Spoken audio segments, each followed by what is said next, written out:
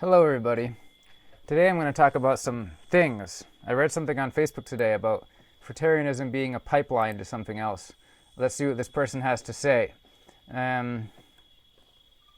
Yes, so this status that I read today on Facebook, social media, this woman is saying, and I quote, "The spiritual breatharian / fruitarian to radical traditional values biblical Christian pipeline is one of the strangest things I've ever witnessed, honestly." All right? Interesting, right? And you guys know I love to talk about this stuff because I've been sort of involved with that sort of movement for some years and observing it. And one of the things that I've talked about in previous videos is where people go, what kind of movements they go between. And I've mostly talked about it from a dietary perspective, but this person is talking about it from sort of a spiritual or religious perspective. And I don't know whether, because I don't know this person very well. I think she was at Terra Fruitus a long time ago, but anyways, I don't really remember meeting her, or maybe once. I must have. But anyways, I don't really know this person. I don't know what she's kind of implying or what her context is. I don't know whether it's kind of like, oh, I'm just kind of surprised this is interesting, or maybe she thinks this is dumb, or maybe she thinks it's kind of like backwards, or maybe she likes it, maybe she approves of this pipeline. I honestly don't know, no idea.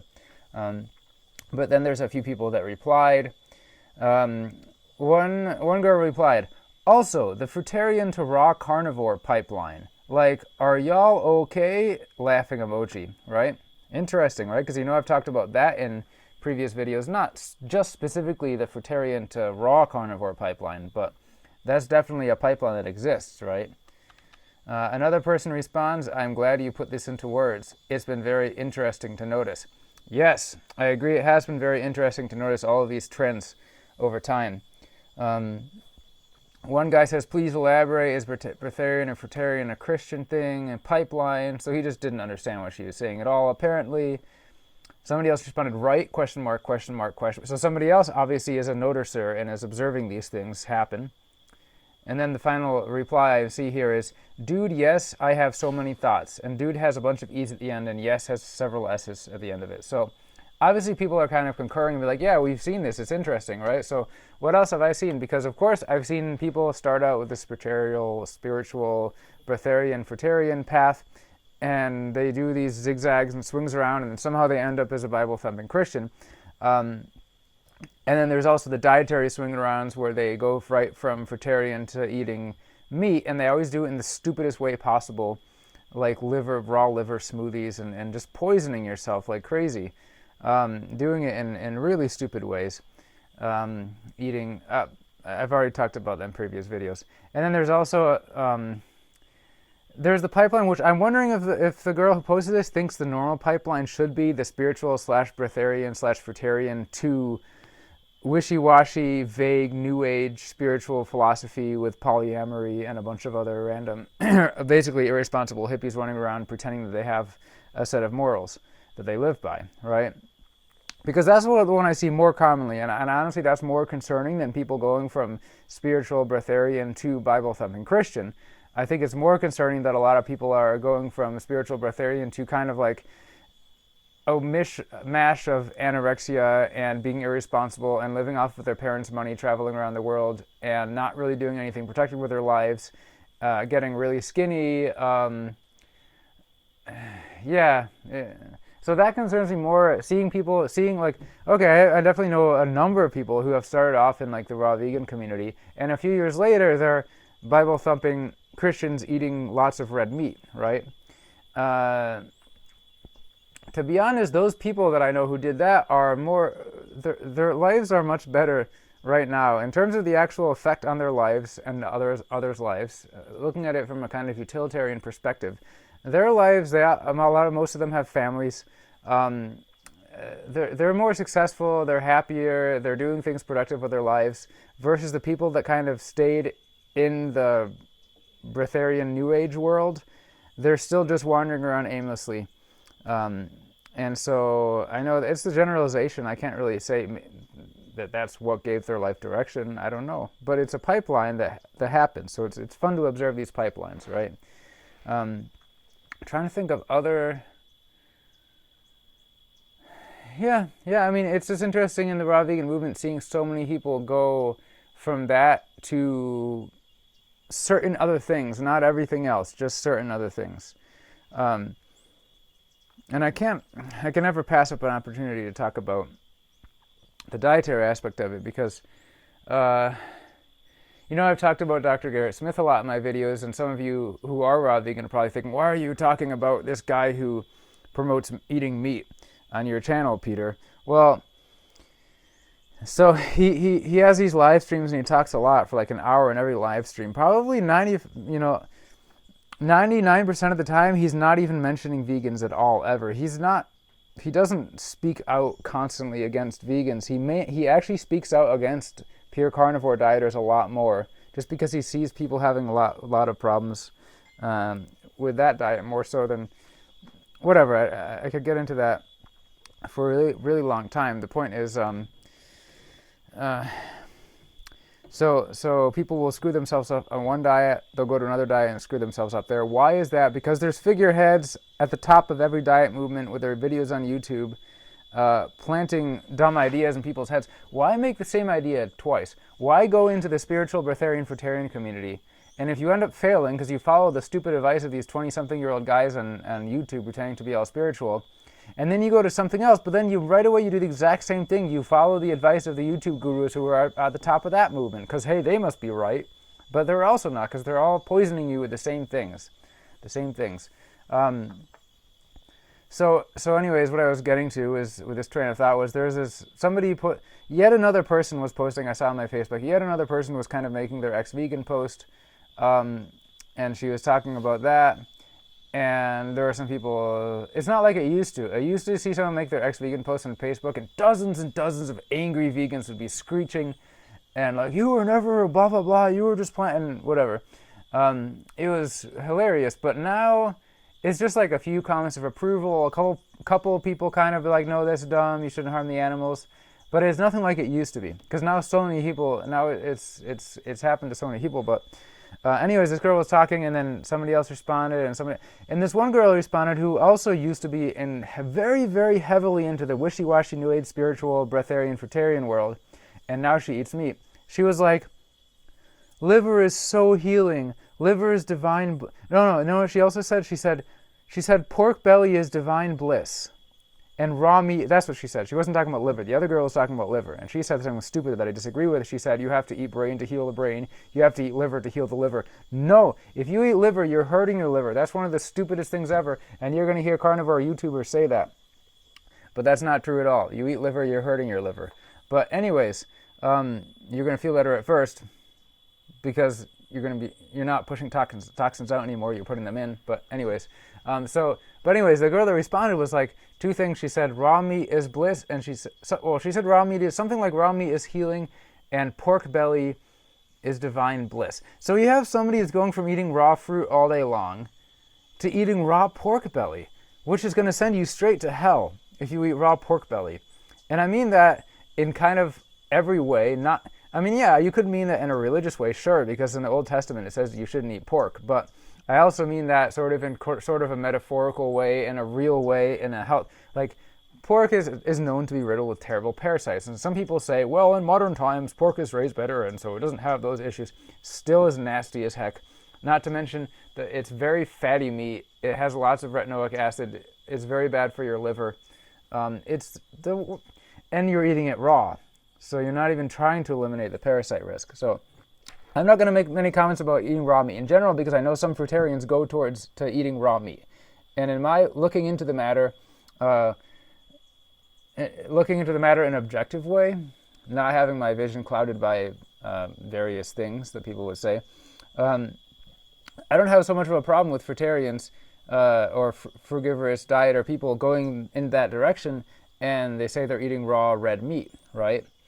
But because I'm just looking at things how they are, somebody's eating raw red meat, it's actually not really that bad. What is actually full of parasites is raw poultry and raw pork, right? So one of the stupidest things you could do is eat raw pork. One of the stupidest things you could post on Facebook is pork belly is divine bliss. So that just means you are gone crazy from all the massive amounts of vitamin A and copper in your liver, from eating lots of liver and other organ meats, and you're just all loopy and crazy, which happens to people, all loopy and crazy, and you say these spiritual sounding things like pork belly is divine bliss, and some other crazy person's going to read that and start doing that, and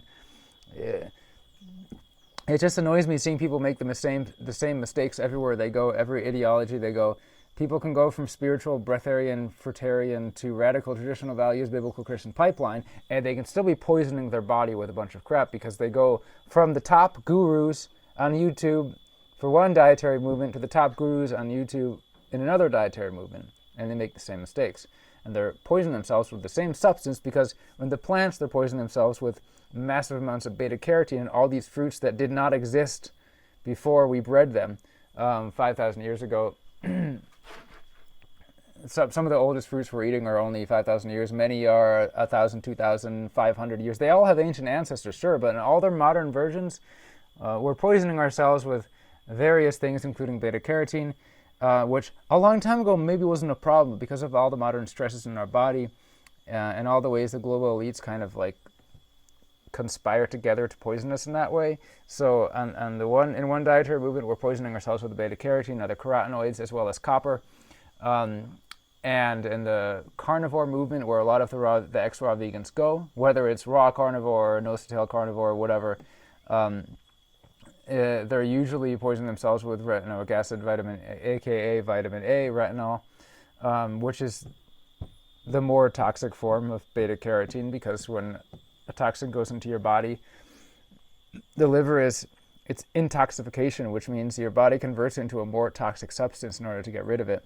You might ask why. That doesn't make sense. I don't know. I'm sure there's a good reason for it. The body figured that out. That's why when you drink alcohol, you feel kind of cool. The next morning, you feel horrible, like you've been poisoned. It's not alcohol anymore at that point, right? It's acetaldehyde. So your liver converted the alcohol into acetaldehyde. And that's what makes you feel like you've been poisoned when you're hungover. And so it converts it into a more toxic substance. And then it finally converts the acetaldehyde, I believe, into acetic acid, aka pure vinegar, which if you drink a cup of pure vinegar, what's going to happen to you? It's probably going to burn you. So your body converts one substance into an even more toxic substance to be able to get rid of it. Don't ask me why, that's what it does. I'm sure there's some genius evolutionary reason behind it. So the same thing happens with beta-carotene, which is simply a plant toxin. We've been told that it's an antioxidant, it helps with all these things. It doesn't. It's just yet another plant toxin. So when we bred all of our fruits for thousands of years to be absolutely loaded with this, and yes, I know there are wild fruits that are loaded with this too, and they'll kill you too.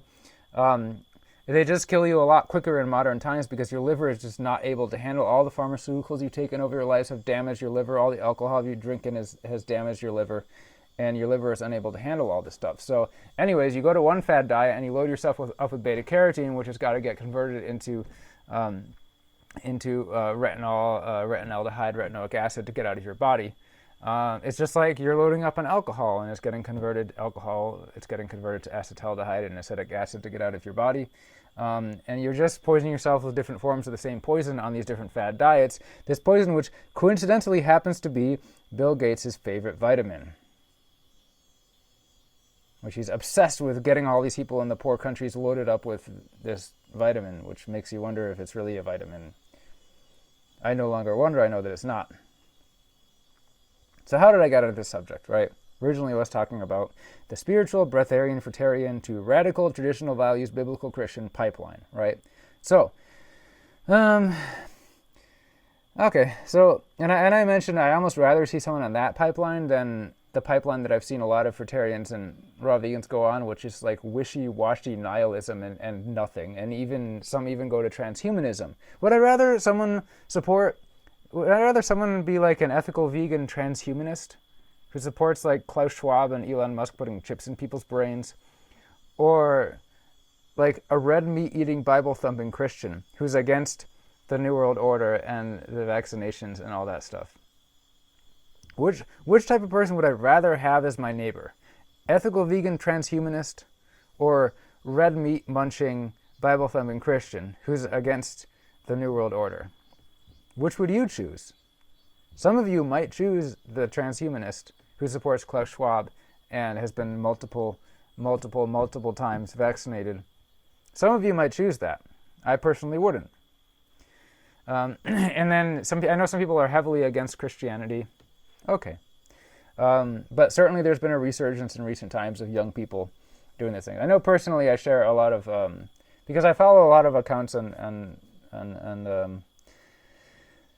Telegram and a bit on Instagram, so some of the memes that I share are made by traditional Christians, right? But they just happen to be really good at making memes. You can't deny that. They're very good at making memes that are just exposing this modernist, nihilist lifestyle and how trash it is and how it doesn't bring you happiness, it doesn't bring you anything except sorrow and pain, and kind of exposing, oh, what if we lived the way that we actually lived for a couple, eons? What if we lived that way, which we know worked well enough until we got to modern times and threw all of that away, and we're wondering why everyone is so sad and depressed and unhealthy, right? That's not to say that the back to nature fallacy or appeal to the past fallacy. Just because we did something in the past doesn't mean that it's good. I'm not saying that at all.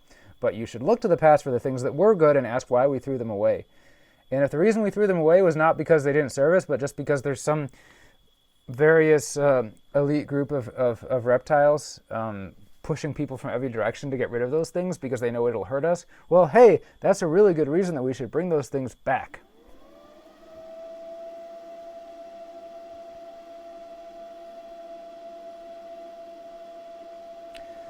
I was going to mention something about the vaccines. Oh, yeah. Regarding vaccines, remember those? There was some information that came out sometime last year about people that supported vaccines. And it was like the low IQ people were skeptical, and the high IQ people, especially the people with like multiple college degrees and PhDs, were actually more likely to be skeptical of vaccines. And the people in the middle, in the average part of the bell curve, more or less supported them wholeheartedly. And I've talked about that in previous videos as well. It's a very interesting thing where I think a lot of propaganda is kind of designed for the average people, because you need different types of propaganda and different strengths of propaganda to convince dumb people, average people, and smart people, okay? So I think that's partly why. I also think maybe, in a way, smart people are able to reason their way to the correct solutions a lot of time, and dumb people maybe have some connection to the source that smart people lose out on from thinking too much. Maybe lower IQ people are just naturally paranoid, and so they're automatically going to be skeptical of anything that's coming from the government. Whereas, I don't know. It was just an interesting thing, but I see similar things with religion. Many of you have probably seen the meme where it shows the IQ bell curve, and the low IQ is depicted as like the grug caveman icon, and he's like very religious. And then everyone in the middle is like a nihilist, transhumanist atheist with like the soy jack face. And then the really high IQ end of the bell curve goes back to being religious again, right? So that's in the same way religions kind of work the same way, in that they're geared towards in order to survive, they need to get the support of much of the population as they can. So you don't do that by appealing to really smart people or really dumb people. You do that by appealing to the average subset of the population, the biggest chunk of the population, the average intelligence. So partly, I don't know. So I kind of see that with religion as well, although there's obviously some exceptions. In a way, like, really smart people will often see organized religions as, in a kind of utilitarian way. They're more likely to be analyzing them and figuring out why they work they do, but then in the end, they'll have to accept that these work, they perform a certain function in society, and they'll accept the existence of some kind of divine being or things that they simply cannot explain. Average intelligence people will either be nihilistic atheists or just kind of accept a certain sect of religion. Yeah. Anyways, I've probably said about all I can say for now on this subject. Just some interesting things to think about. We're seeing more and more the pipelines, spiritual, breatharian, fruitarian, two radical traditional values, biblical Christian pipeline, along with what someone else mentioned, the fruitarian to various types of carnivore pipeline.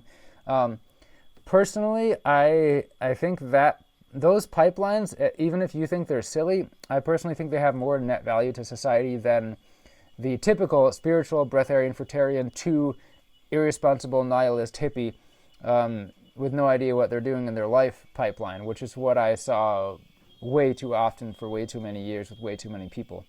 Okay, maybe that's a controversial thing to say. I don't care. I say controversial things all the time. Leave your comments below my video. If you disagree, that's okay. It just means you're not intelligent. If you agree, that's great. That means you're smart like me. Leave your comments below.